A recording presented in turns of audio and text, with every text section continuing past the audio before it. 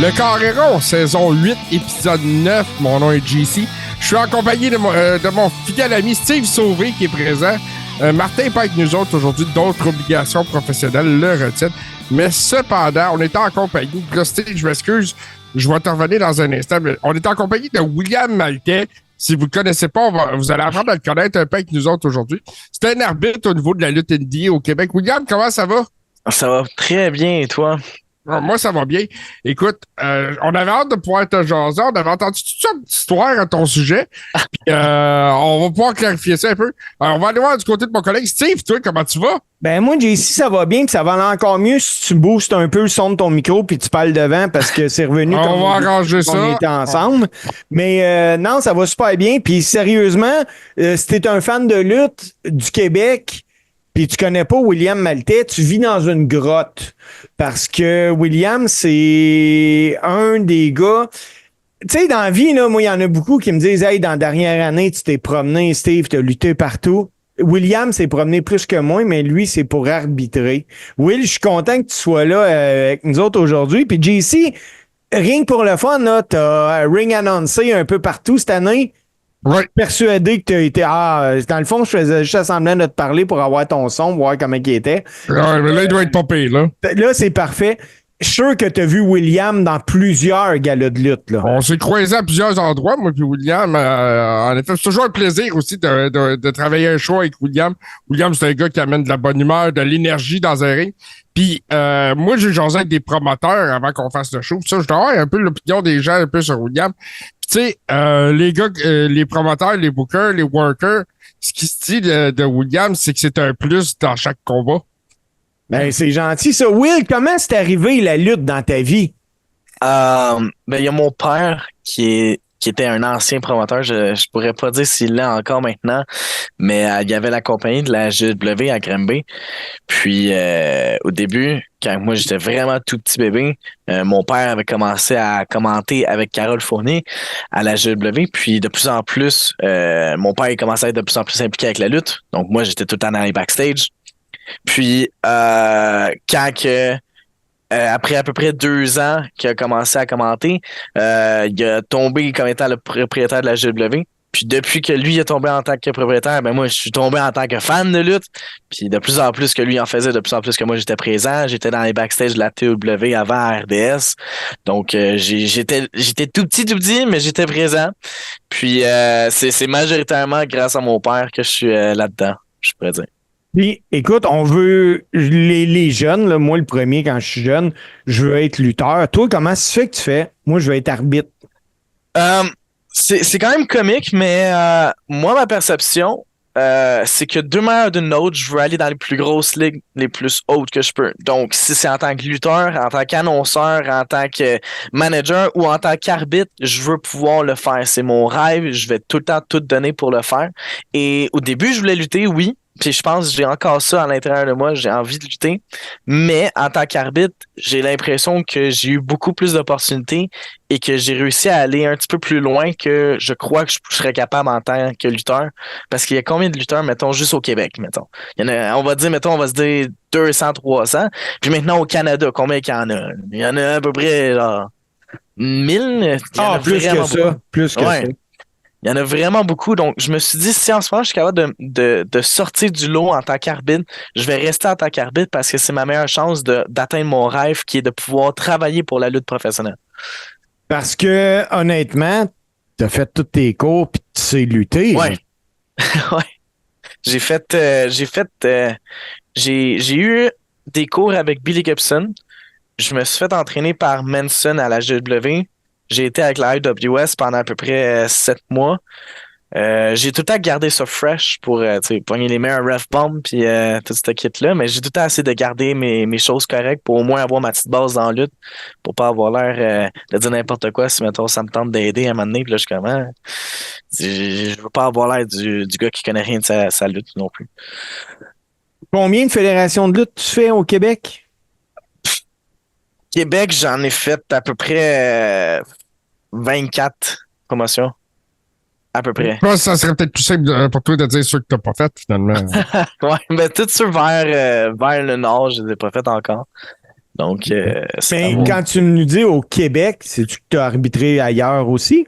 oui, j'ai été aux États-Unis. J'ai été beaucoup en Ontario, un petit peu trop souvent. Donc, c'est vraiment quelque chose que j'essaie de sortir le plus possible. J'essaie de vraiment sortir pour aller le plus loin possible. Ben, Will, tu sais, ton parcours est super intéressant parce que tu as suivi. Moi, je te suis sur les réseaux sociaux. On te voit dans plusieurs séminaires. Tu nous parler un peu de ceux que tu as suivis? Avec qui? Oui, dans le fond, je veux peut-être sortir ma petite liste avant. Mais j'ai été faire les J'aime séminaires. ça, il est préparé. C'est ce que je me rappelle pas de tout. J'ai été faire un séminaire avec Bryce Rensburg, qui est un arbitre de la AEW. C'était à Mr. Wrestling, je pense, le 5e. Je suis pas sûr. Mais il me semble que c'est le 5e. Puis, il nous parlait beaucoup de comment que faire en sorte de se démarquer en tant qu'arbitre pour pouvoir donner plus, tu sais. Parce que, veux pas, avoir un lutteur unique de ton show, c'est quelque chose d'important, mais avoir besoin d'un arbitre qui habite à 15 heures de route de ton propre show, c'est un petit peu difficile à vouloir l'avoir. Donc, il nous parlait beaucoup de comment me démarquer pour faire en sorte que ce promoteur veut avoir l'arbitre du Canada à la place d'avoir l'arbitre qui vit à 30 minutes à pied de chez lui, du show de lutte. Donc, c'était un séminaire vraiment complet à propos de tout, vraiment comment faire en sorte de bien se vendre aux promoteurs. J'ai aussi déjà fait un séminaire avec des arbitres de la NWA et de la MLW. Ça, c'était un séminaire virtuel, c'était vraiment le positionnement, c'était purement attitré pour les arbitres, c'était vraiment juste pour nous, il y avait aucun lutteur, on était comme une trentaine d'arbitres, c'était vraiment intéressant. Et j'ai aussi déjà fait les séminaires de Quackenbush. C'était des séminaires vraiment purement de lutte. Donc, moi, en tant qu'arbitre, c'était assez spécial. J'ai aussi fait le séminaire de Gabe Sapolsky à Destiny. Puis, Lui, c'est qui, lui? Attends, faut le présenter comme faut, là. Oui, Gabe Sapolsky, si je me trompe pas, c'est l'ancien booker et propriétaire de la Ring of Honor. Et puis, en ce moment, c'est le seul scout de la WWE qui se promène de fédération à fédération pour donner des try-outs et des séminaires pour, dans le futur, donner une opportunité pour aller à la WWE. Donc, il se promène puis il scout, là. Puis, à ce séminaire-là, parce que je sais qu'on s'en est parlé, puis je veux vraiment revenir là-dessus, explique-moi qu'est-ce qui est arrivé puis qu'est-ce que tu as fait, là. J'ai été avec Next Level, ça c'est Mike Thunder, Nick Melvick, Will Oatley et Mathis Smear. Puis 6 heures de route, on était tous fatigués et j'arrêtais pas de parler tout le long du chemin. Je disais, je veux faire en sorte que Gabe Sapolsky il se rappelle de moi, il sache qui directement quand ils vont me voir. Donc, arrivé là-bas, on est à peu près 35 lutteurs et moi j'étais sûr qu'il allait y avoir d'autres arbitres. Et quand on est arrivé là-bas et que c'était l'heure de faire les try-outs, il n'y avait aucun arbitre, vraiment zéro. Donc, quand que moi j'étais là, puis je me suis présenté à Gabe, j'ai dit je suis un arbitre. Là, il était comme ah oui, nanana. Et on s'est rendu compte, il n'y a pas d'autre arbitre, il y a juste moi qui est là. Donc, j'ai décidé de faire tous les matchs d'affilée. Si je me trompe pas, il y en avait 16, c'était toutes 3 minutes chacun. Donc, il y avait 16 matchs d'affilée, je connaissais rien du match, j'ai tout dû improviser. Donc, j'ai fait 16 matchs back-to-back. Sans arrêter. Puis, donc, il s'en est souvenu. J'imagine, ouais. Donc, ça c'était vraiment... C'était assez... j'ai vraiment aimé ça parce que je me suis poussé à mes limites, vraiment. Mon chandail collait après moi. J'étais en train de suer. Je remplissais le ring d'eau. Là. Ça avait pas d'allure. J'avais chaud. C'était épuisant. Mais je me suis donné à fond pour faire en sorte vraiment qu'il est comme « Ah, c'est qui lui? » Puis attends, je me suis même rasé la moustache pour avoir l'air plus jeune, OK? Donc, c'était très difficile mentalement. Écoute, j'irais pas jusqu'à dire que la moustache t'a vieilli, William. Là. Non. Là, veut pas, il doit arbitrer 16 matchs de même si c'est des matchs de 3 minutes. C'est intense, justement. Tu as 3 minutes pour prouver au scout de la WWE que tu as ta place qui devrait minimalement t'inviter au Performance Center. Mm-hmm. Après les 16 matchs, il te dit quoi? Quand j'ai été le voir, sa réponse au début m'avait déçu un peu, pour être honnête. Il m'a juste dit, je t'ai vraiment pas vu. Puis tu sais, dans un sens, c'est une bonne réponse parce que si tu vois pas l'arbitre nécessairement, la première affaire que nous, on va voir avec un arbitre, si on le voit vraiment, c'est que il s'est passé quelque chose, un fuck-up, mettons. Mais moi, il a juste rien vu. Donc là, j'étais comme, ben c'est une bonne affaire. Mais c'est ça. Il m'avait dit ça au début, puis là, j'étais comme, ok, c'est correct. Là, tu sais, j'ai payé 120 ou 160 pour me dire que je t'ai pas vu. C'est correct, je vais le prendre. Mais après ça, il m'a dit qu'il voulait me laisser ses contacts pour faire en sorte que plus tard, potentiellement, on puisse me faire rentrer au Performance Center. Il veut que je me mette en shape. Parce que, tu sais, il veut pas, j'avais le chandail qui collait après moi, donc ça paraissait que j'étais pas nécessairement dans ma meilleure des formes.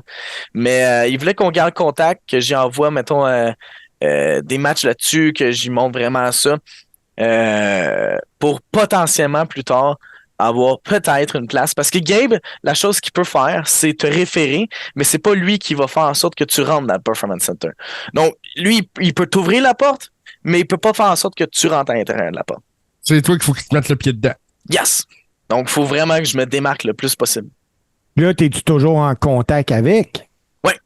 Justement, j'en ai pas vraiment beaucoup parlé. Mais oui, j'en ai beaucoup parlé, mais Gabe m'a texté récemment pour me demander si je voulais travailler en tant qu'extra sur Money in the Bank, Raw ou bien SmackDown. Et c'est pour ça que j'ai fait des petits posts Facebook en disant je suis stressé, c'est la pire semaine, j'ai passé la pire fin de semaine. C'était beaucoup de stress parce que je m'en attendais pas à recevoir ça. Moi, après un mois de séminaire, je m'attendais pas à recevoir un email pour me demander de travailler dessus la plus grosse compagnie au monde. Donc, mettons que ça, c'était assez... c'est ça. Il m'a écrit ça. Là, j'ai tout envoyé mes choses, puis on attend pour voir si c'est confirmé, si j'y vais ou non. Là, quand on dit j'ai tout envoyé mes choses, là, c'est quoi qu'il faut t'envoyer? Ton chandail d'arbitre montrer qu'il est sec? C'est quoi? Faut, faut que j'y en... faut que j'y envoie. Dans le fond, c'est assez extrême, mais il faut complètement que j'y envoie un bilan complet santé. Puis après ça, il faut que j'aille faire des prises de sang. Donc, le HIV, SIDA, puis toutes les hépatites, la B, puis après ça, antibody, antigène, et puis l'hépatite C. Puis, il faut même que j'aille me faire un... Je sais pas comment ça s'appelle en français, mais ça s'appelle un C'est en anglais. MRI. C'est un imagerie scan... résonance magnétique. Yeah. Puis là, moi, j'étais comme, what? Faut que j'aille faire ça. Puis aussi un autre test cardiaque. Puis c'était vraiment comme précis. Puis c'était tout ça. C'est tout un bilan pour se dire, OK, t'es correct pour entrer à WWE, juste en tant qu'extra. Mais ça veut pas dire, mettons, que je vais être un gars de sécurité. Ça se peut que je sois juste un gars en arrière qui parle à une autre personne pendant même pas 15 secondes. Puis that's it. Je suis juste là pour ça. Tu peux faire de la figurant, figurant, c'est ça? Ouais. Donc, j'ai besoin tout d'un gros manuel au complet de santé pour potentiellement juste être un figurant de 15 secondes. Mais, tu sais, il y a des gars qui ont déjà été figurants. Moi, je pense à Sheamus. Mm-hmm. Je pense à Randy Orton. Mm-hmm. Tu sais, il y en a plein des gars comme ça qui ont été des figurants un jour ou un autre. Et puis, ça peut Diamond Dallas Page a déjà conduit un char à WWE, un WrestleMania, pour amener, je pense que c'était Greg Valentine et Honky Tonk Man. Tu sais, les gars ça commencent en quelque part. Là. Ça se passait où? À Toronto. À Toronto. Mais là, ça s'arrête pas là pour toi. Il y a des shows qui s'en viennent, qui sont loin, que tu vas soit dormir dans ton char, dans une tente, dans un hôtel, whatever. Je veux que tu me parles de ça. OK. Je sais pas c'est quand est-ce le live sort. Je pense que c'est demain. Demain. OK, ouais. C'est parfait. Bon, ben pour demain, j'étais... Attends, quand on dit demain, là, on parle du 28 juin. Oui, on parle du 28 juin. J'ai été booké pour la C4, qui est peut-être potentiellement la plus grosse fédération au Canada. Donc, c'est assez... Oui. C'est assez gros. Tu sais, dans ma tête, les plus grosses fédérations, c'est comme Destiny, C4, Game Changer quand ils sont là. Donc, ça, c'est juste demain. Après ça, en juillet, je commence une nouvelle fédération qui s'appelle Black Label Pro, qui est à Chicago, à peu près 15 heures de route. Puis, ça, c'était assez anxiogène aussi, juste essayer de se faire booker dessus une promotion comme ça, parce que, pour donner un exemple... ils vont faire un séminaire avec Trevor Lee, qui est anciennement le North American Champion de NXT, Cameron Grimes. Il y aura aussi Jinder Mahal, l'ancien champion de la WWE, qui va être là. Donc, moi, le fait que je vais pouvoir côtoyer des gens comme ça, c'est c'est assez gros pour moi, je trouve. Donc, ça, c'est mes prochains shows. Tu sais, j'en ai quelques-uns aussi au Québec, en Ontario, mais principalement, vraiment les gros qui s'en viennent, ça va être la C4 et la Black Label Pro. Puis là, écoute, Chicago, veux pas, là, tu fais pas un aller, je vais arbitrer, puis je reviens, là. As-tu réussi à te booker d'autres places en même temps, ou?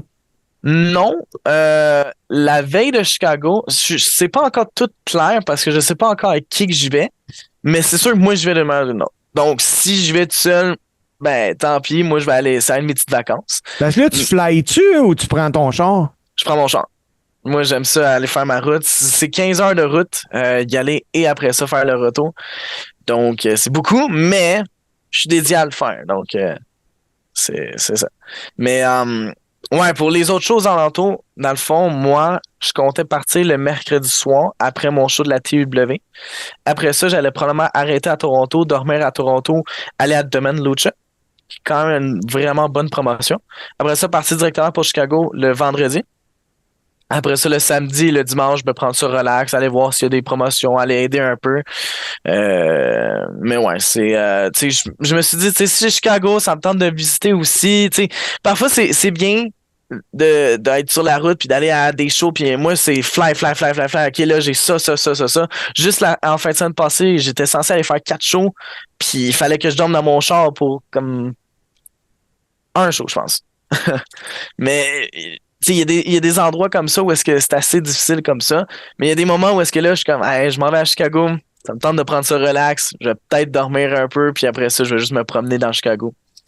Mais, Je pense mais là, ouais, vas-y, JC. Ah, ben, j'écoutais William. OK. Mais là, William, là, écoute, tu sais, tu parles de 4 shows, là, on parle de Chicago, tout ça. Mhm. Un, là, qui est bien important à dire, t'as quel âge? T'as-tu une blonde? Puis où c'est que tu travailles pour avoir des congés? moi, je travaille juste dans un petit dépanneur. Ça n'existe pas, des petits dépanneurs. Donc, À cette heure, sont tous grains dépanneurs. Ouais, c'est un shell. Un shell, puis je me fais un 40 heures par semaine, donc je peux me financer un peu ça. Puis les fins de semaine sont tout le temps off pour moi. Donc, je garde mes vendredis off normalement, si on peut. Puis, je me garde tout le temps mes fins de semaine off. J'ai pas de blonde. Puis, j'ai 19 ans. Donc, ça fait à peu près 1 an et on va dire 4 mois que j'arbitre. Ben, parce que là, 1 an, 4 mois que tu arbitres, les opportunités arrivent, tout ça. Mais pour William Maltais, autre que de regarder de la lutte puis d'avoir un horaire de fou, tu fais quoi dans la vie, Will?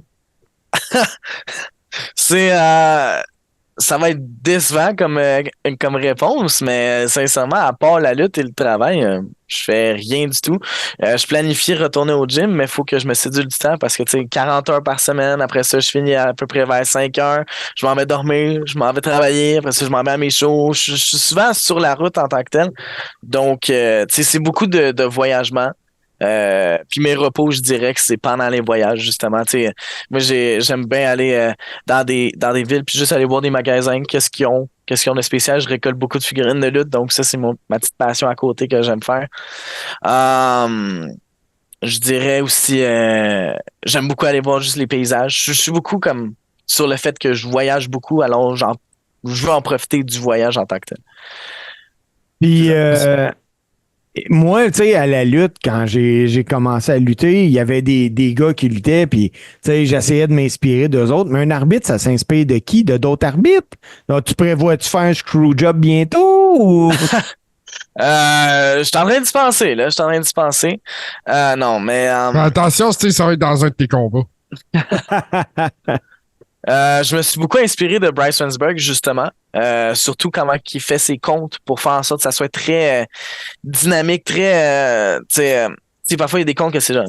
Mais moi, je veux faire en sorte que boum, puis là, tu le vois au complet. On me l'a souvent dit qu'on dirait que je vais casser le ring tellement que je le tape fort. Mais William, je vais intervenir là-dessus parce que toi puis moi, la dernière fois qu'on travaillait ensemble, c'était à BCWS à la mairie de Valleyfield. Quoi que Steve connaît un peu.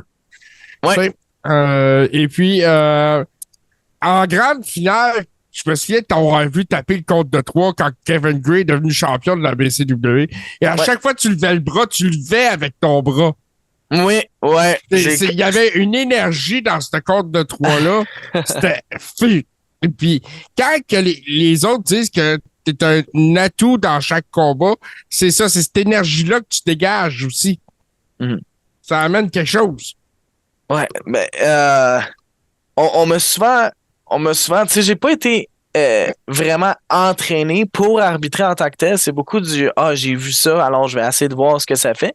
Et justement, pour revenir avec Bryce, Bryce, la manière qu'il le fait souvent proche de la fin du match, il va compter puis il va sauter avec ses genoux. Puis moi, j'ai commencé à vraiment le faire pour donner encore plus d'élan et puis comme amplifier la motion en tant que tel.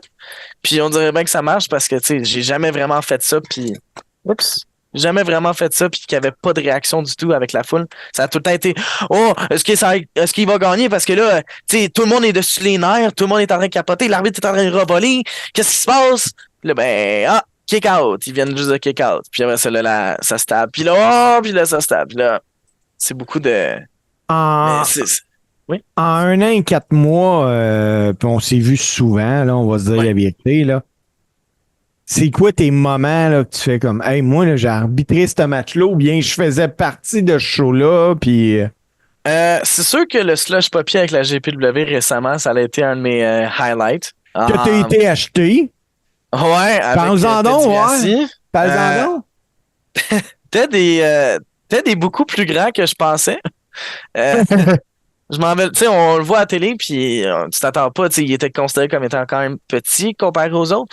Tu t'arrives devant lui, puis il est vraiment énorme, t'es comme wow.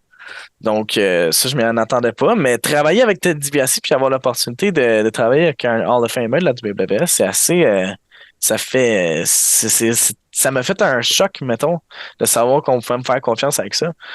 Malgré le fait que j'ai été acheté puis qu'il y a encore des fans qui m'en veulent en ce moment. J'ai gagné 2040 puis pas eux. Donc, c'est pas grave. C'était pas 2400? Ouais, c'est vrai. US? Je pense plus, là. C'est juste qu'il y en a ben trop de cash. Ouais, c'est ça. Everybody's got a price. Yeah. Quel combat que t'as arbitré que tu dis wow, ça, je vais m'en souvenir, là?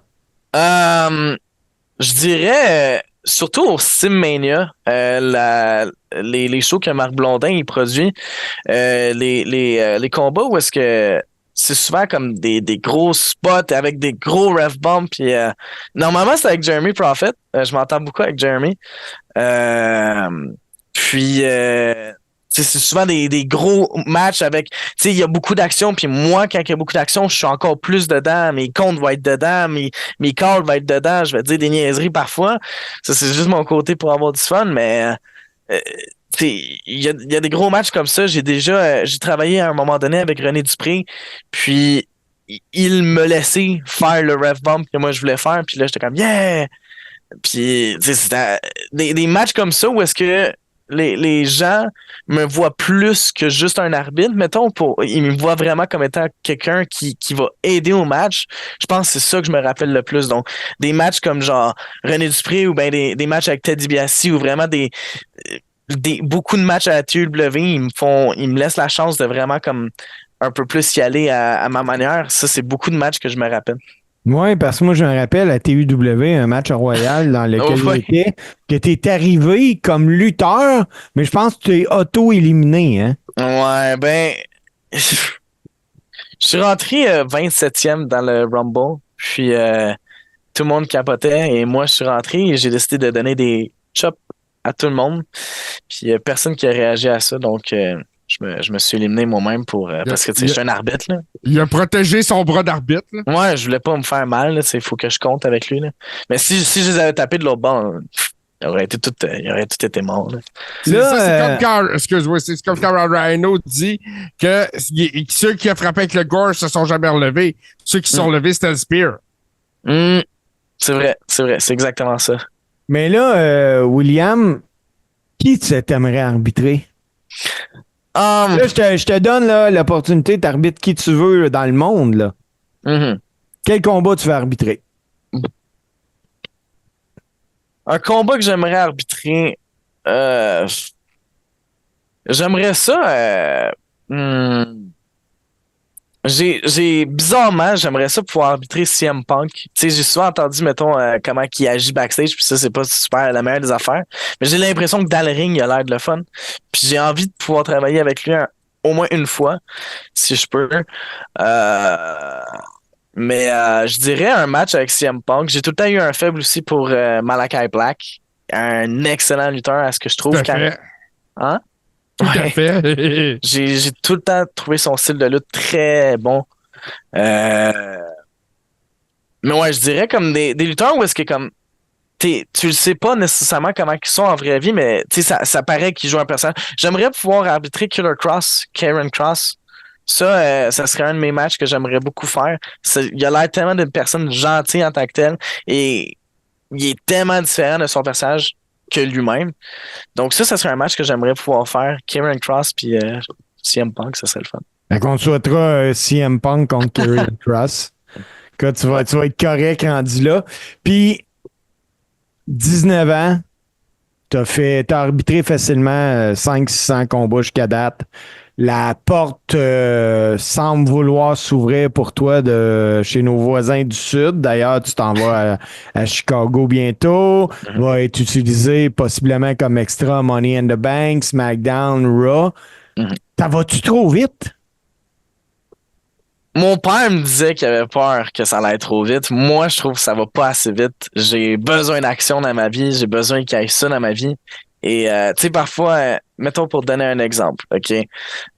Moi, en juillet, il me manque à peu près 3 dates avant de pouvoir avoir booké mon mois au complet. Et je panique juste en sachant que, oh my god, j'ai pas de show ces dates-là. Il faut que je me trouve quelque chose à faire. Je vais aller n'importe où. Je vais monter au Saguenay, aller à la AWE. Je vais aller le faire juste pour avoir une date de show. J'ai envie que ça bouge. Je trouve que même si j'ai fait beaucoup de matchs, j'ai besoin d'avoir l'expérience et j'ai envie d'avoir l'expérience. Donc, si je peux aller la faire et que même si c'est à 6 heures de route, c'est à 6 heures de route d'expérience de plus que j'aurai avec des gens dans mon char, puis quand je vais être rendu au show, même si c'est juste pour aider, je vais pouvoir parler à d'autres personnes. Pour moi, on dirait que ça l'arrêtera jamais. Je vais tout le temps améliorer. Donc, tu sais, je vois des matchs il y a un mois que j'ai pu faire, puis maintenant je regarde ça, puis je suis comme, ah, c'était bien proche. Ah, ouais, hein? Ouais.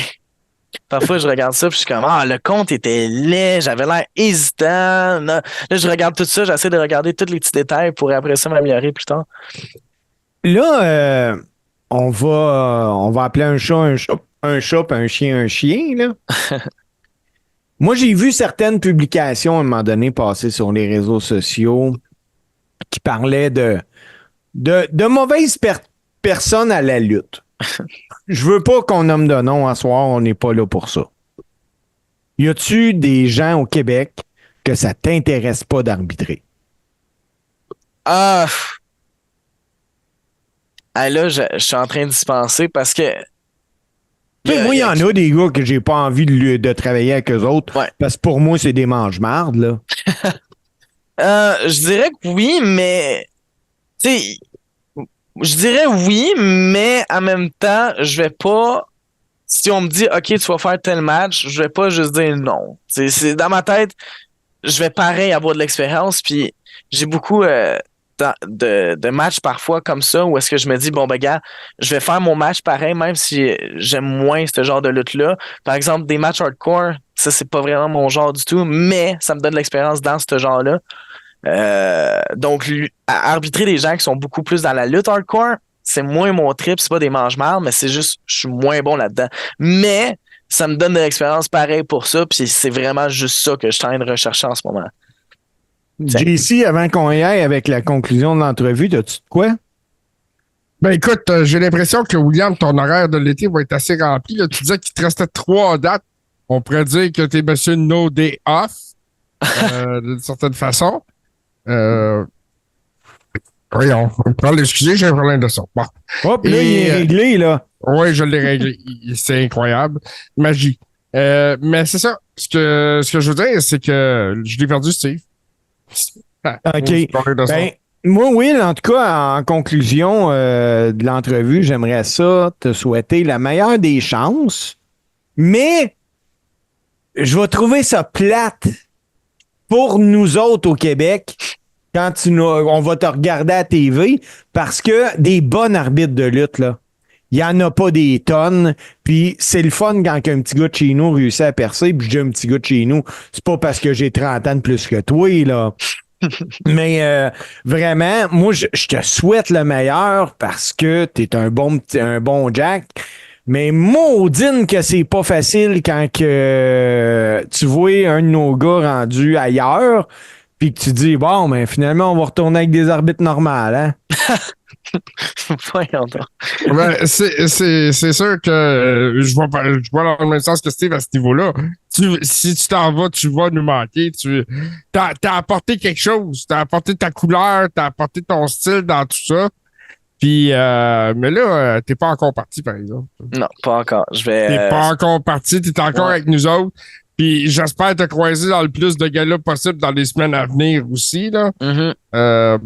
Donc, mais c'est ça. J'espère que tout va bien se passer pour toi à Toronto, à Chicago, partout sur la planète s'il le faut.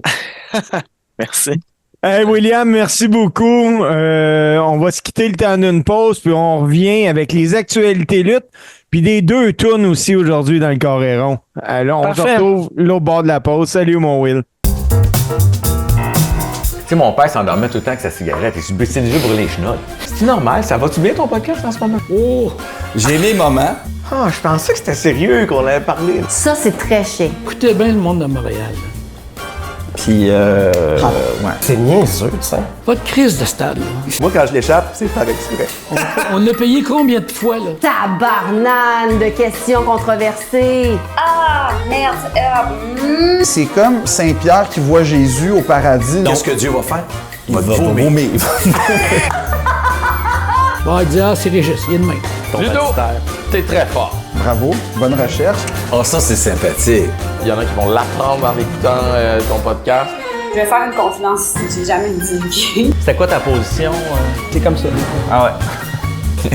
T'es niaiseux. Toi, Philippe André. le nom, là, tu sais. Hey, j'ai aimé ça, il y a un travail de recherche. Oui, il y a quand même une petite. Ce qu'on fait en ce moment, c'est un pilote c'est pour le show de diffamation. Oui. Non, c'est une entrevue super pertinente.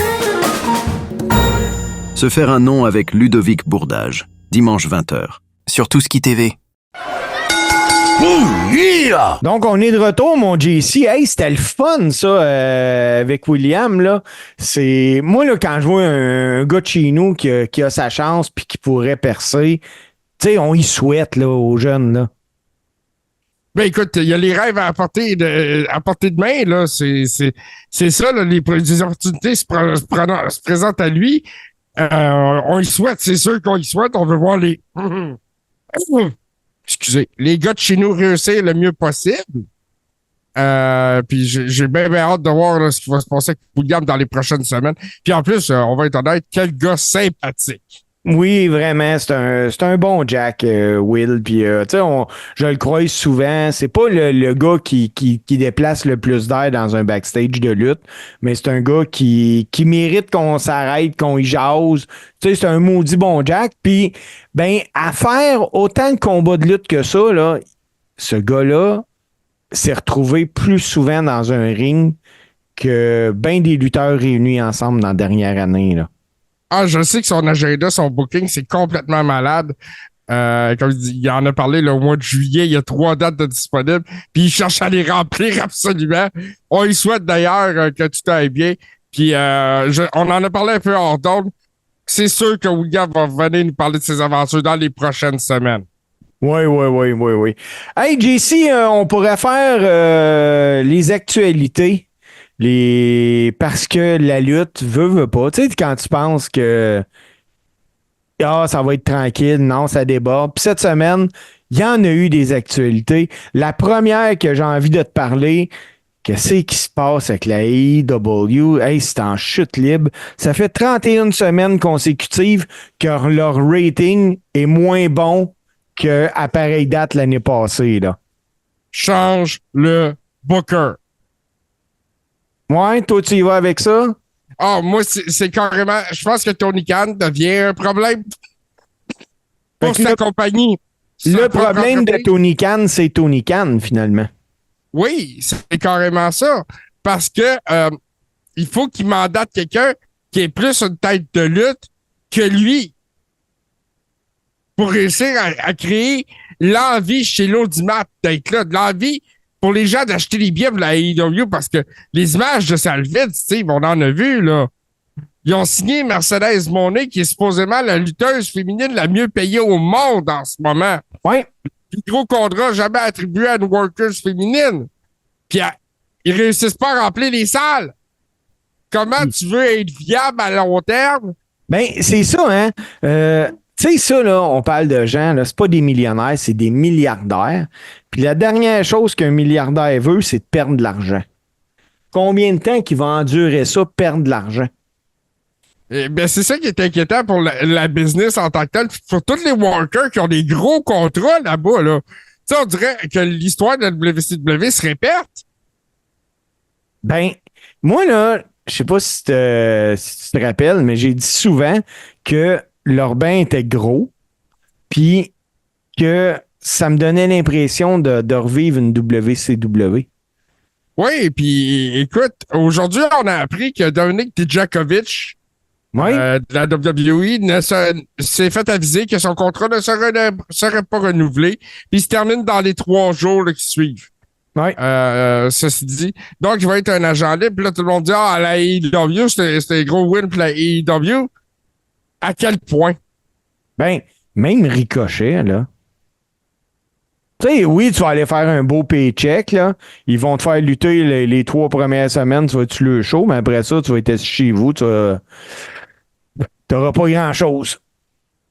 Ben, c'est ça l'affaire, c'est qu'il y a un paquet de noms qui sont comme ça, qui restent à la maison, qui commencent, il y a du mécontentement. Il y en a plusieurs qui en parlent de plus en plus. Tu sais, il y a tellement de monde sur le banc que c'est pas tout le monde qui arrive à jouer. Tu sais, il y a une masse salariale facile, là. D'après moi, là, qui varie aux alentours du 35 à 45 millions. Oui, parce que ces 2 dernières signatures, là, c'est Okada puis Mercedes Moné, là. C'est des contrats énormes. C'est des contrats énormes. Tu sais, un Jericho est pas là pour 100 000 $ par année, puis pensez pas que Will Ospreay gagne pas un 2,5-3, puis non. Il y a des gros contrats qui se donnent là. Edge a pas été là pour... MJF. Oui, bon. Mais tu sais, à un moment donné, si tu viens que tu as beaucoup de dépenses...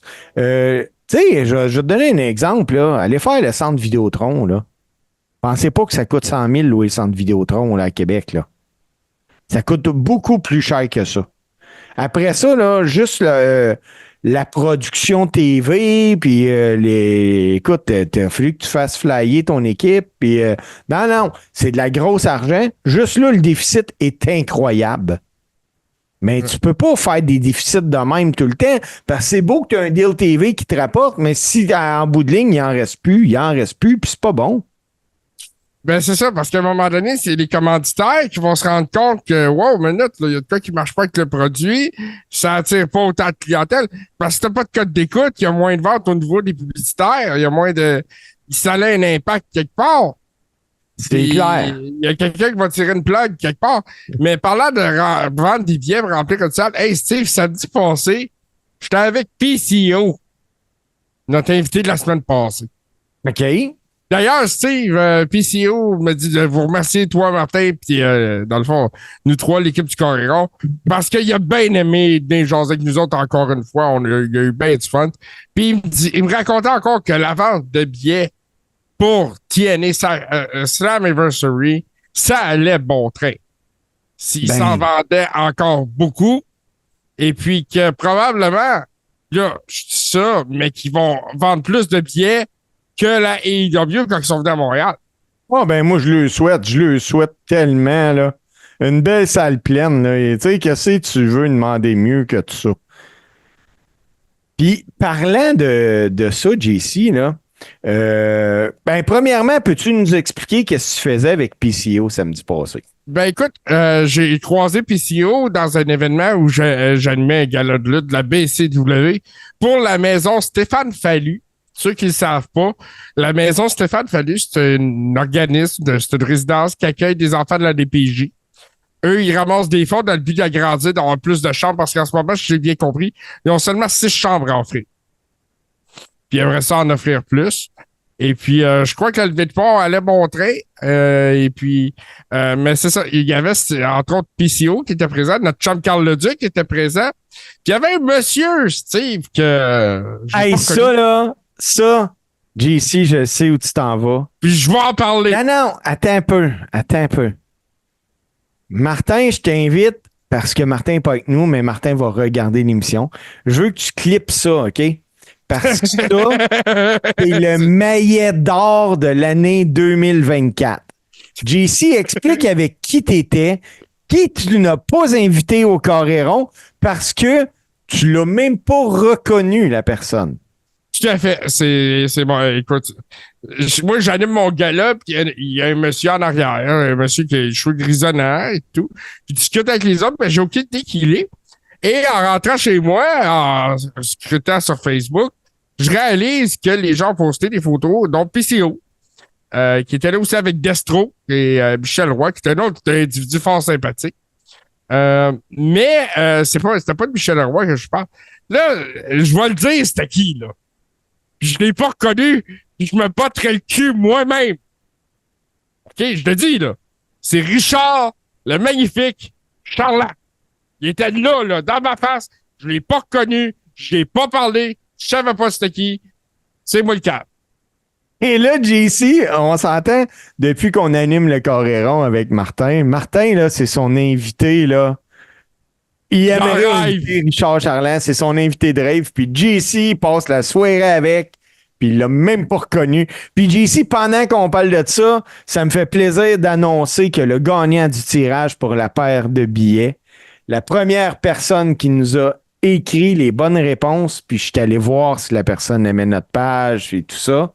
Donc, PCO a 2 pieds de bras. Le gagnant, Jonathan Pelchat. Félicitations, Jonathan. Je t'invite à m'écrire à Steve Sauvé via mon Messenger personnel. Puis tu me donneras ton adresse. Ça va me faire plaisir de te faire parvenir ta paire de billets pour assister à Slammiversary de la TNA le 20 juillet prochain à l'Auditorium de Verdun. Puis si tu vois mon chum JC, tu vas pouvoir lui dire que hey, Richard Charland, on n'oublie pas ça. Parce que c'est le magnifique, JC. Ah, écoute, ça va me suivre longtemps. Tu sais, j'aurais pu même pas t'en parler, tu sais, puis c'est ce que j'aurais dû faire. Dans le fond, quand je repense, ben, tu sais, j'ai une grande gueule. Fait qu'il fallait que je te compte ça. Mais, n'empêche que j'ai passé une belle soirée là-bas. Puis je vais apporter un détail intéressant sur une autre chose que j'ai vue là-bas. C'est que durant la grande finale de la soirée, il y a eu un run-in des méchants qui sont venus attaquer le champion de la BCW, Kevin Gray. Et là, ça prenait des babyface, des faire un save. Et il y a eu l'organisateur de l'événement, Philippe Vaillancourt, qui est venu faire le save avec Stéphane Fallu. Wow! Stéphane Fallu en personne qui monte dans un ring de lutte et qui brasse des matamors. Je peux mourir, je pense, tu sais, j'ai tout vu. J'aime ça. Écoute, mais Stéphane, sérieux, si jamais tu écoutes le Coréron dans lequel je cherche à t'inviter, là, mais si jamais tu m'écoutes, écoute, lâche pas ta job. La lutte, laisse ça aux autres. Ouais, hein, c'est plus dur que le monde le pense, la lutte professionnelle. Hey, JC, pour une autre personne qui a été très, très, très vocale cette semaine, Triple H était l'invité du Pat McAfee Show. Oui. Il a parlé de certaines affaires, dont que Netflix et la WWF, là, ça risque d'être intéressant en maudit. Écoutez, là. Oui, mais la commande de Netflix au niveau de la WWE pour Raw, c'est un contenu plus edgy, plus adulte. Donc, ça serait la fin du PG era tel qu'on le connaît. Il y en a qui parlent de retour à l'attitude era. Moi, je pense qu'on va avoir un mélange d'attitude et de ruthless aggression. On va avoir un contenu vraiment plus adulte. Là, il y a beaucoup de rumeurs qui disent que Raw va passer à 2 heures et que SmackDown va passer à 3 heures. Je ne sais pas à quel point c'est confirmé. Moi, j'ai pas entendu ça nulle part. Non, j'ai jamais entendu ça, moi, là. Mais il y a bien des rumeurs dans les dirt sheets à ce niveau-là. Ça, c'est parmi les choses que Triple H a dit. Il a fallu que Triple H aussi précise durant le podcast, et j'ai tellement ri, que Chad Gable était toujours en vie.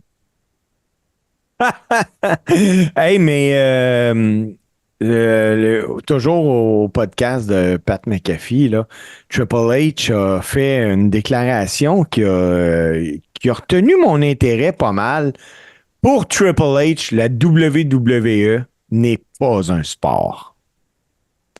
Il dit que pour lui, c'est un film ou une série sur du sport, mais que ce n'est plus un sport. Il a également dit, attends un peu, JC, que je te retrouve ça, parce que là, j'ai à peu près 800 fenêtres d'ouvertes. Il dit qu'il répète souvent que c'est pas un sport, c'est un film ou une série sur un sport.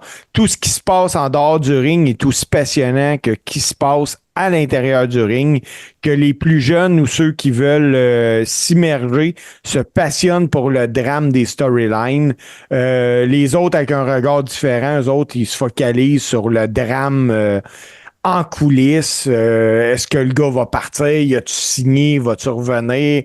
Ah, j'ai entendu dire qu'il y avait des soucis avec la direction. Il dit que la WWE, présentement, là, ils l'ont l'affaire, puis qu'ils ont réussi à emmener ça encore plus loin que le sport, tu sais, si tu regardes ça, parce que c'est vrai, là, on est là, puis on en parle semaine après semaine.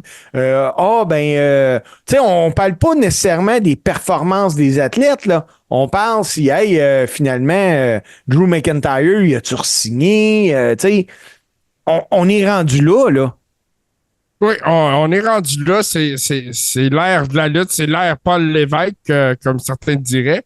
À ce niveau-là, Steve, je t'avoue que Triple H a aussi fait une sortie là, concernant le mot en F.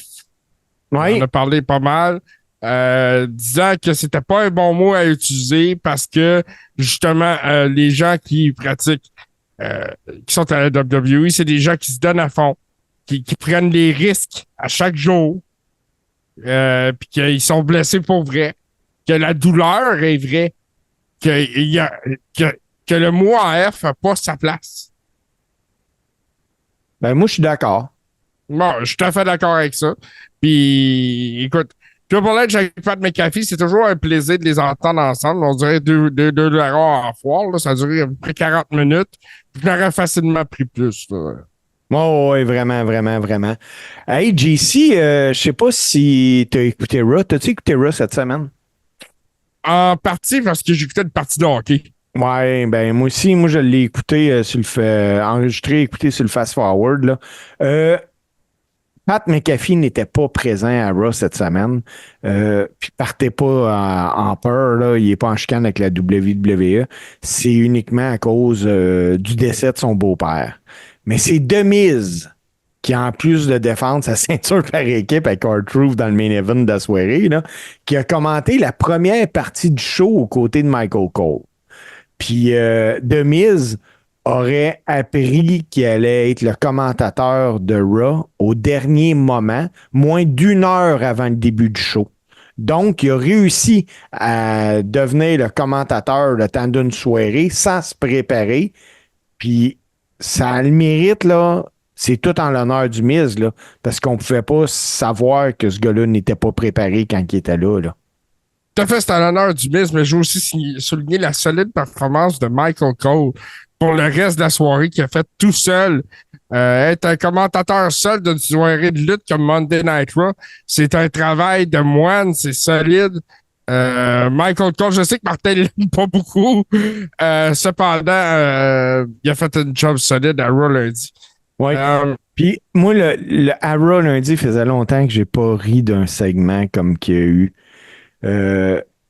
Liv Morgan va convaincre R-Truth de donner un match de championnat à Judgment Day. The Miz, quand il revient backstage puis qu'il l'apprend, va voir R-Truth, puis tu sais, voyons, qu'est-ce que t'as fait là, puis tout. Puis R-Truth qui dit « Je l'ai toujours aimé, Carmella. » R-Truth est impayable. Écoute, s'il n'existait pas, il faudrait l'inventer. C'est ça, je dirais. Ah, il est bon, il est bon, il est bon. Ça n'a pas de maudit bon sens. Puis, hey, je sais pas si tu as remarqué ou si tu as vu ça aussi, Hulk Hogan qui a encensé Bronze Breaker en disant qu'il pourrait être le prochain Stone Cold Steve Austin ou encore The Rock. Moi, j'ai encore un petit peu une misère. Moi, d'après moi, le Hulkster a écouté ta chronique la semaine passée sur Broad Breaker, puis s'est dit, wow, mais il a sauvé. Ah oui, what you gonna do, sauver?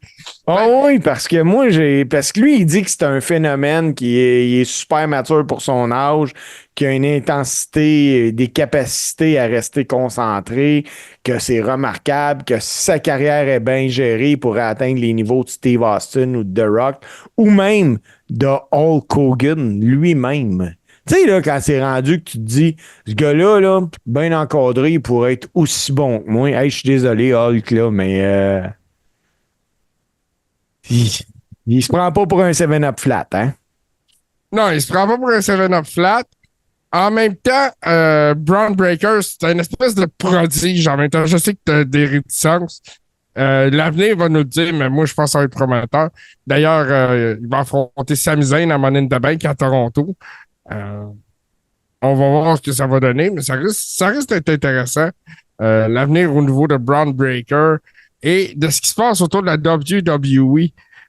Steve, d'un autre côté, plus triste nouvelle, le père de Roman Reigns est décédé. Ouais, Sika est décédé. Roman, d'ailleurs, qui a publié un hommage. Là. Je vais aller retrouver l'hommage. Parle-nous-en un peu là, du décès. Ouais, ben, Sika, le Wild Samoan, Sika est décédé. Si je ne me trompe pas, c'est mardi que ça a été annoncé sur les médias sociaux. J'ai pas la cause de son décès, mais naturellement, bon, c'était le père de Roman Reigns, puis à la tête d'une longue lignée là, de la Bloodline et du clan des Samoans au niveau de la lutte. Steve va nous retrouver naturellement le témoignage de Roman Reigns qui a été publié entre autres sur Twitter. Oui, ben c'est ça, c'est le tweet que je suis en train d'essayer de rechercher. J'ai ça ici, JC. Je vais te le traduire sur la mouche là, en même temps. Donc, comme dirait un certain intimidateur qu'on connaît. Là. Oui. Il dit... OK. Ma famille et moi remercions tout le monde pour l'énorme soutien apporté au nom de mon père.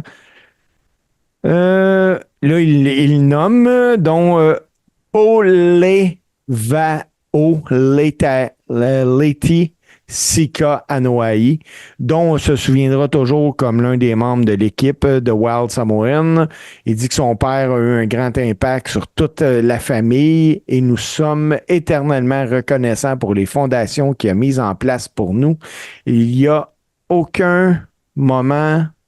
OK. Il n'y a aucun moment de combler, il n'y a aucune façon de combler le vide laissé par son décès, mais mes sœurs et moi ferons de notre mieux pour le représenter, lui et son héritage. C'est un beau message de la part de Roman Reigns, naturellement. On est de tout cœur avec lui. Tout le monde sait c'est quoi perdre un proche. Oui, donc, puis eux autres, là, les Wild Samoans, là, ils ont eu la chance d'être champions par équipe de la WWF à diverses occasions, un peu partout, là, à travers les différentes compagnies à l'époque. Puis ils ont même eu la chance d'avoir leur place au WWE Hall of Fame en 2007. Plus récemment, Sika avait partagé l'écran avec Afa et Roman Reigns pendant le Hell in the Cell en 2020 pour une storyline de la Bloodline. Oui, c'était contre Jey Uso à ce moment-là. Oui. Parlant de Bloodline, JC, là, ils s'en viennent fort, la Bloodline, hein? Hey, écoute, ça a fracturé 2 côtes ce vendredi passé. Là. Oui, 2 côtes à Cody. Oui, tout à fait. Écoute, Jacob Fatou qui arrive de Out of Nowhere, qui fait ses débuts à SmackDown et qui décime littéralement à lui tout seul Randy Orton, Kevin Owens et le champion de la WWE, Cody Rhodes. Lui brisant 2 côtes aussi durant la séquence de splash sur la table, malheureusement. Ce qui mène à Money in the Bank dans un 3 contre 3. Oui. Donc, on a vu un Jacob Fatou enragé, affamé, brutal. Moi, sais-tu qu'est-ce que ça me fait dire? Plus c'est fou, plus c'est capoté, là. Plus que Roman va être face, mais qu'il revienne. Ouais, mais C'est lui le Tribal Chief, là. C'est lui le Tribal Chief. T'as la foule qui arrête pas de chanter We Want Roman. Puis là, t'as Solo qui dit que c'est lui qui est assis à the head of the table. Le storyline de la Bloodline, là, Steve, c'est pas mort. Il y a encore du jus dans le citron. Il fait 4 ans, puis il y a encore du jus. Puis là, WWE a réservé les droits sur le nom de Caesar Sikoa. Ouais, pour Solo. Ouais, pour Solo, que, tu sais, c'est César, là. Ouais, tout à fait. Et écoute, César contre l'Empire de Roman, ça fait... mais c'est surprenant comment ce long-term storytelling-là est encore présent, d'actualité, puis que ça fait encore les main events. C'est loin d'être terminé. Hey, on pensait que c'était fini, en plus. Non, c'est sûr. On avait tout pour croire que c'était terminé. Et puis non, finalement. Puis là, il y a le retour de Roman qui va se faire incessamment aussi. Oui. Donc, écoute, la WWE, en quelques jours, a remixé la soupe et paf, tout le monde en veut un bol. Ah, ben oui, puis, tu sais, c'est de même, hein, on va se dire la vérité, là. La WWE a le don de nous tenir sur notre chaise, là, sur le bout de notre chaise, parce que quand on pense que, OK, c'est fini, il n'y a rien de fini. Là, je veux te parler des Wyatt Six. Oui, vas-y. Faut en parler. Tu sais, les Wyatt Six sont en train de créer quelque chose d'exceptionnel. On a vu à Raw le segment avec Chad Gable, c'était Nikki Cross qui rentre dans le ring. Si c'est pas des Wyatt Six, jamais, au grand jamais, Nikki Cross aurait popé de main. Ah non, elle a eu le pop de sa vie, là. C'est incroyable. Et là où je vais aller, c'est l'entrevue de Uncle Aldi avec Bo Dallas. Hey, c'était trash, hein? C'était dark, c'était sombre. Mais on n'a pas parlé avec Bo Dallas. On a parlé avec Taylor Rotunda. Ouais. OK? On l'a senti. Tout ce qu'il a dit, c'était vrai. C'était de l'émotion. Il n'y avait pas de rien de truqué là-dedans. Quand t'as Uncle Aldi qui lui demande comment tu t'es senti quand ton frère est mort. Et écoute, c'est une question tellement trash. Ça a été un segment qu'on va parler encore longtemps, je crois. Parce que, écoute, ils n'ont jamais été jusque-là. Ouais. Mais, puis là, ils sont fait ramasser, le Wyatt Six, aussi, là, sur les réseaux sociaux, parce que après avoir fait leur début, il y a un fan qui les a croisés, qui a croisé différents membres dans un fast-food, qui a pris une photo avec eux autres, puis la photo a énormément circulé. Puis t'as Mark Henry qui dit que ça le déçoit pour le business parce que tout l'argent que la WWE met pour développer les Wyatt Six, puis de là, aller prendre une photo avec un fan. Tu sais, t'as jamais vu le Boogeyman à l'aéroport là, sans qu'il soit dans son personnage. Puis Mark Henry, c'est ce qu'il souligne. Mais tu sais, en quelque part, là, oui, c'est vrai, il y a le Wyatt Six qui est là, puis le fan est content. Est-ce qu'il aurait dû dire non? Tu sais, ils sont même pas un personnage, pas rien, là, rendu là. Pour moi, tu refuses pas un photo. Moi, je trouve que ça fait plus un tollé s'il refuse. Ben oui. Quelle image que t'envoies si tu refuses? C'est ça. Puis, tu sais, il y a personne qui a parlé de kayfabe et tout ça là-dedans, là, à part Mark Henry. Je comprends que Mark Henry est très old school. Puis je peux comprendre sa vision de ça. Mais c'est pas l'Undertaker dont il est question non plus. Non, effectivement. Hey, une autre petite nouvelle, JC. Puis après ça, je pense qu'on va aller faire les... je vais avoir une autre nouvelle après celle-là. Puis on pourrait aller faire les 2 tonnes. Les 2 tonnes qui sont de circonstances en plus. Tu sais, quand on dit que la AEW, des fois, ça va mal. Je sais, toi, que t'es un grand fan de la WCW. Oui, tout à fait. Là, selon les informations de Fightful, il y a un ancien lutteur de la WCW qui a été embauché par la AEW, qui va travailler dans les coulisses de la compagnie en tant que producteur et de coach. Et je parle de nul autre que Glacier. Wow! Écoute, Glacier! Wow! Hey! Écoute, je suis en état de choc! Glacier! C'est malade! What the fuck, dude? Non, mais en même temps, peut-être que le gars, il apporte quelque chose. Tu sais, ça veut pas dire que... Ah, il apporte quoi? Il apporte le sac à Tony Khan et... il peut apporter de la glace. Ouais, il peut apporter de l'air, mais... Mais ce que je veux dire, puis, tu sais, c'est pas tout... les coachs de hockey n'ont pas toujours été des grands joueurs.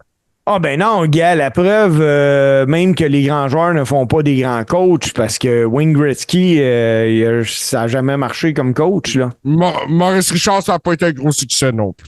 Non, vraiment pas. Fait que, mais je pense que peut-être que le gars, il a une psychologie intéressante, il a du bagage, peut-être qu'il peut amener de quoi. Puis vu que c'était pas une méga star, ben il va peut-être, je sais pas, il y a peut-être moins d'ego. Mais tu sais, en même temps, le gars, il a hérité d'une gimmick de merde.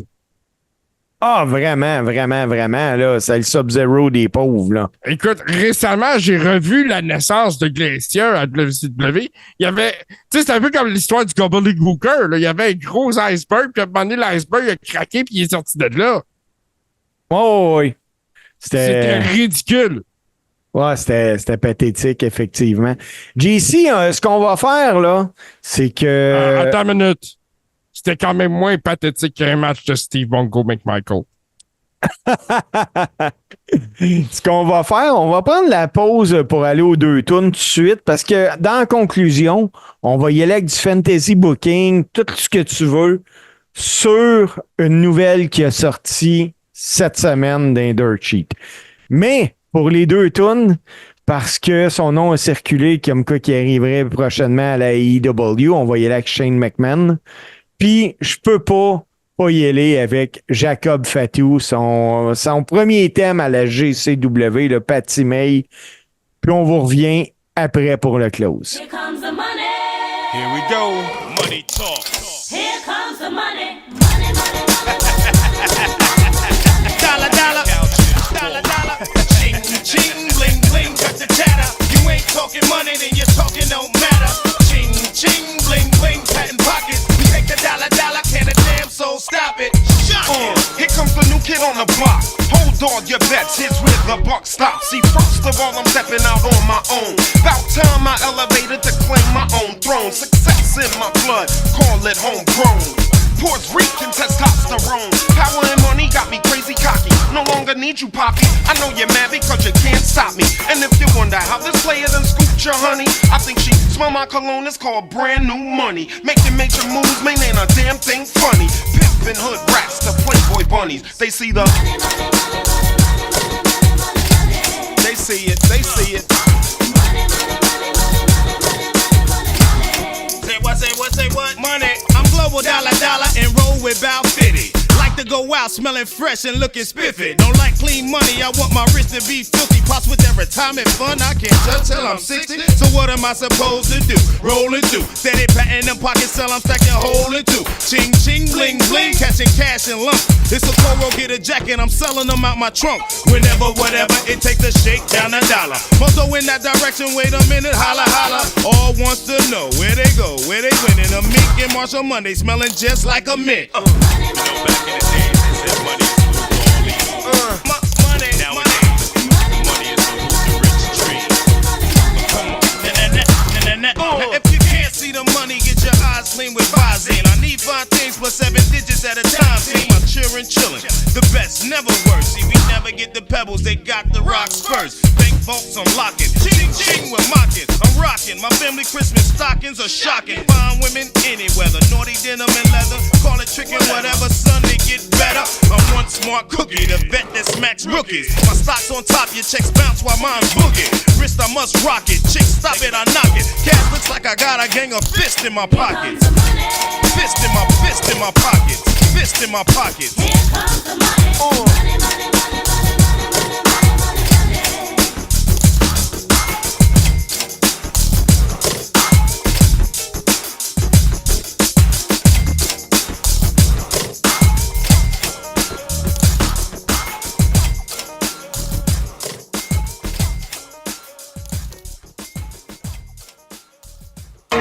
Voglio fuori e va pure con.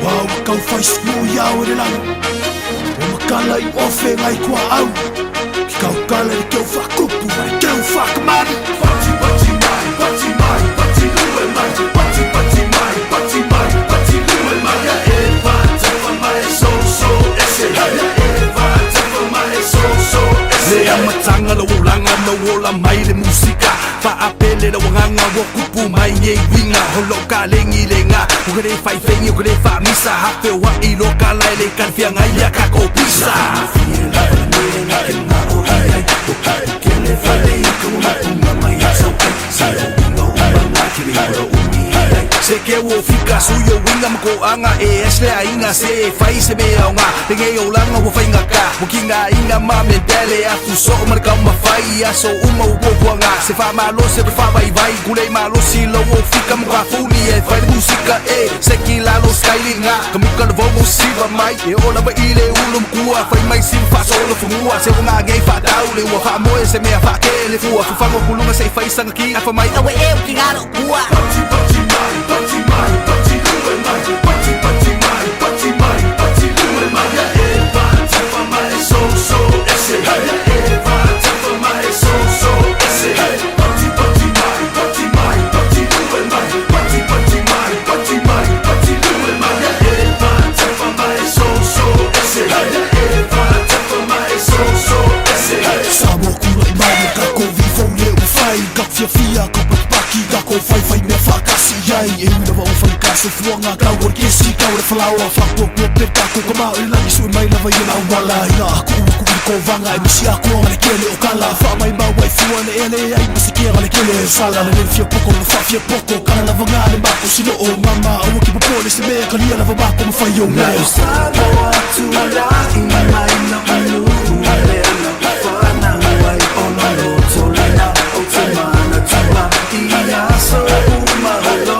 ualanga Matutanga faina fatova alemo Oilo watu Pene moni ilo fatua O te fia abatu Yate oe Pati mai, pati mai, pati lue mai Pati pati mai, pati mai, pati lue mai Ya e whatever mai so so ese Ya e whatever mai so so ese Pati pati mai, pati mai, pati lue mai Pati pati mai, pati mai, pati lue mai Ya e whatever mai so so ese Ya e whatever mai so so ese Ole mere nga kong mga ngao yai Sole se e vai vai Fai ngo file es fanka Mula va o kong mga nga Mako ngayon kami pangpango Mai kukuwila ele nga Lole mere nga mako fiola mai yai Mai kuspesa he ode ai Ili fo yo olo faku Buma o peo Iko kongo mga kusawa siya Sukoy alo waku yai Ba vakus ka kumang wiya That's a promise o koko Ilo wali imalo malo Ale yo mai yoli o kiyo Kian buksa mo freska ko show Ebo peka ko lalo kumau lalo Labalong stan ko ang nakakalo Mga kwe mo mo Labale kwe mea umbale mea nga Ang nginalo Ngayo o uso mo ko fafing Ita mama tinalo Bako ay nga Faf kay kele mo sapis Payaw bako Pesa male bakong fay nga Puri alo fole kuwa ya kako mo Pele o lamar soy fuwa Mo fer fangi Ye vale fang malu Pele valo pano stu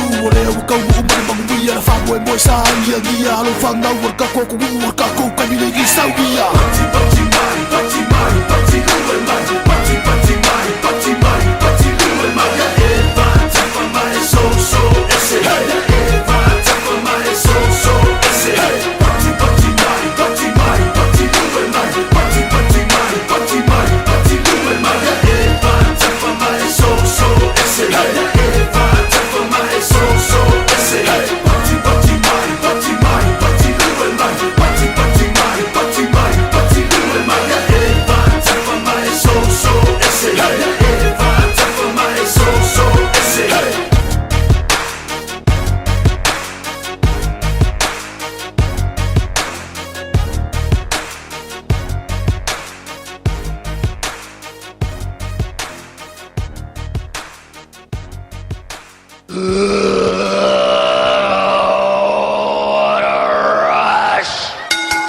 Donc, mon chum JC qui me faisait des doigts d'honneur pendant les 2 tunes. Ça va bien, JC. Il me semble que tu te lâches lousse.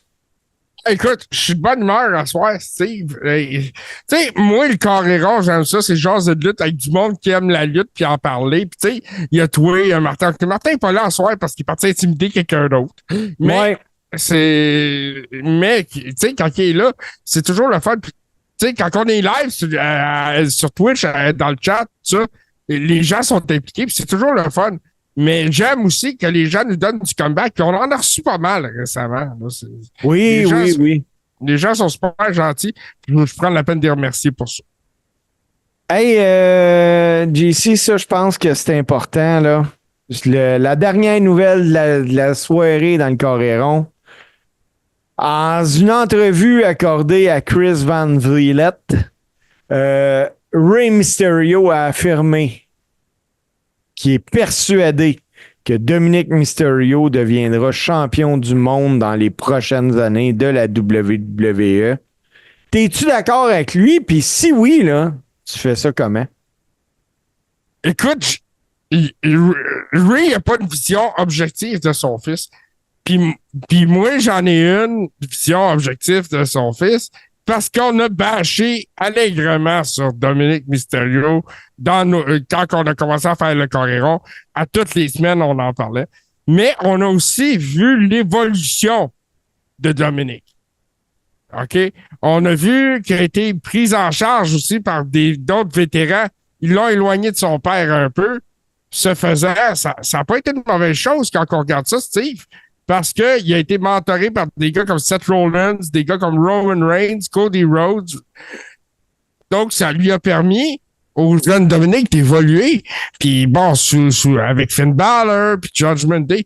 Faut pas oublier que Dom, Dirty Dom, ou Prison Hard Time Dom, ou appelle-le comme tu voudras, lui, il est en show. Il est là toutes les semaines à la télévision. Même quand il est blessé, il est un élément essentiel. Je crois que ça pourrait arriver, puis il faudrait que ça soit un cash-in. Il faudrait qu'il gagne le Money in the Bank. Ben, tu vois, moi, là, dans mon fantasy booking, là, je le voyais prendre le Money in the Bank. Puis pour être vraiment bad, là, caché sur Damien Priest. Ah, ça serait écœurant. Parce qu'il ne faut pas oublier que Damien Priest aussi, là, à Raw lundi, on parle de fantasy booking, mais à Raw lundi, il a dit que Judgment Day avait besoin de lui plus que lui, il avait besoin d'eux autres. Oui. Ça aussi, ça va créer des histoires autour de Judgment Day.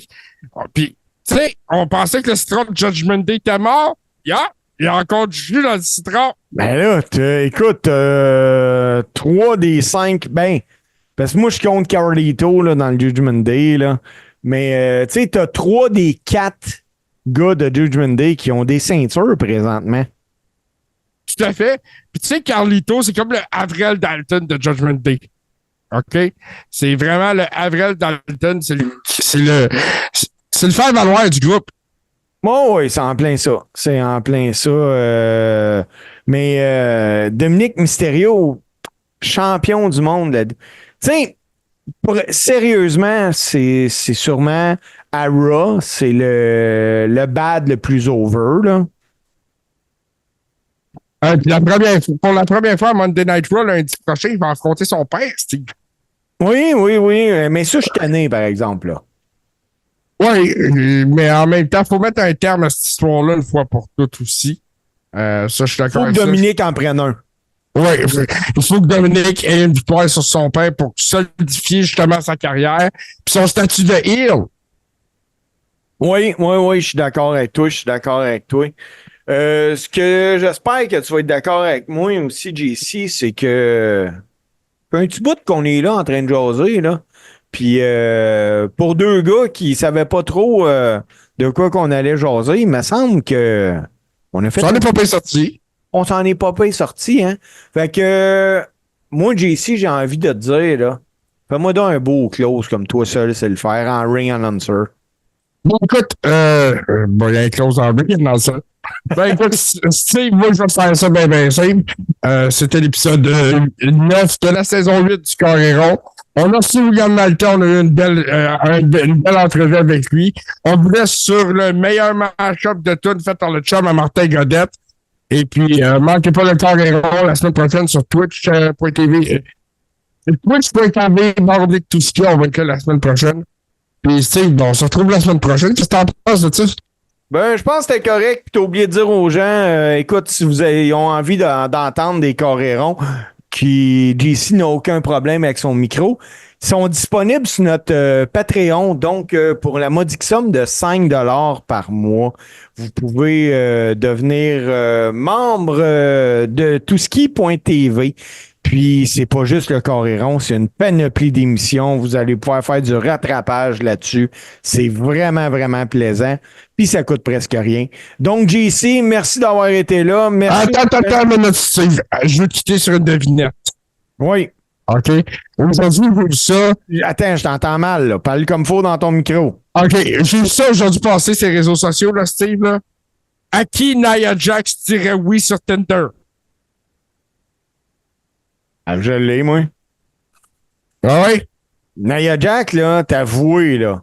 Oui. À quoi qu'elle te fait penser? Le premier mot qui te vient en tête. Braun. À quel j'ai rien compris. Braun Strowman, c'est à ça qu'elle me fait penser. Ah, OK, bon, ben, tu vois, t'es pas dedans. Moi, je fais penser à une intimidatrice. Fait que d'après moi, je connais un très grand intimidateur. Elle dit oui à Martin Godette.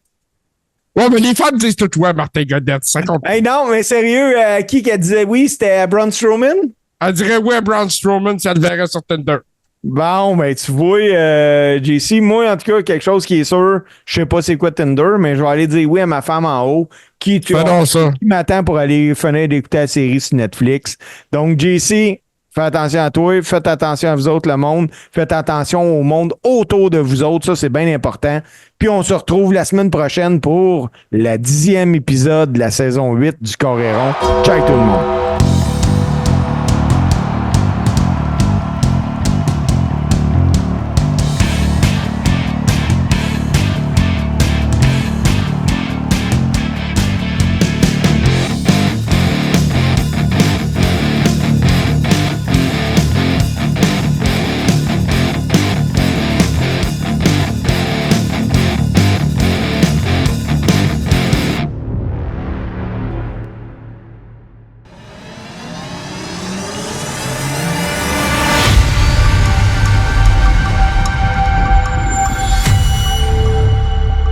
Touski TV sur Twitch.